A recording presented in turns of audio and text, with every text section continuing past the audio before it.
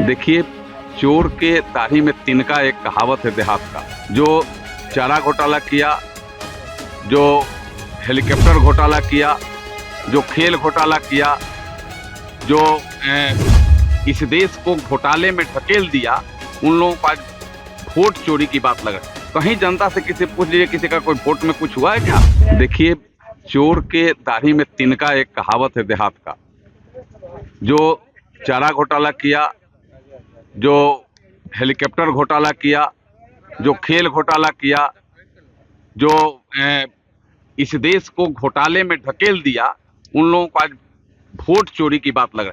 कहीं जनता से किसी पूछ लीजिए, किसी का कोई वोट में कुछ हुआ है क्या? सब लोग संतुष्ट हैं।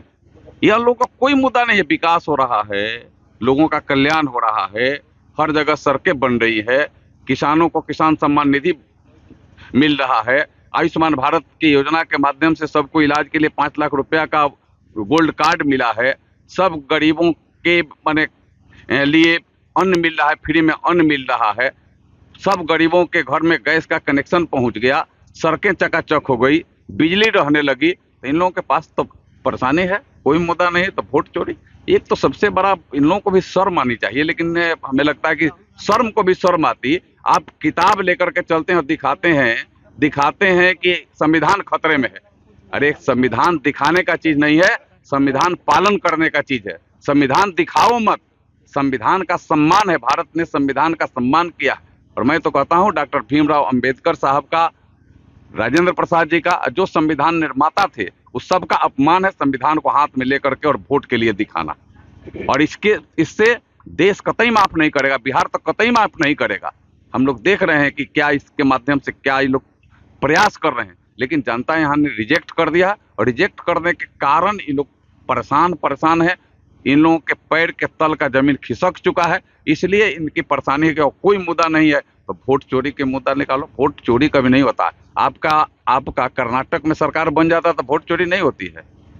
चलो ये तो बताओ कि तुम्हारे वोट चोरी होती है कि नहीं? वहाँ वोट ठीक है वहाँ। और जब दिल्ली में, हरियाणा में और महाराष्ट्र में सरकार बीजेपी की बनती है तो वोट चोरी की बात करते हो।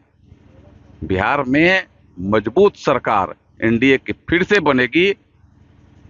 नीतीश कुमार यहाँ के मुख्यमंत्री होंगे, जिनको देश के यशस्वी प्रधानमंत्री जी का सहयोग, उनको समर्थन और उनका लगातार प्रयास इस राज्य को भी विकसित राज्य बनाने के लिए जो हो रहा है, उनको लगातार मिलेगा। बिहार के लोग जंगल राज्य की तरफ नहीं लौटना चाहते हैं। बिहार के लोग बिजली, पानी, नदारत हो जाए इसके तरफ नहीं लौटना चाहते हैं। बिहार में सड़कें जर्जर हो जाए इसके तरफ बिहार के लोग नहीं लौटना चाहते हैं।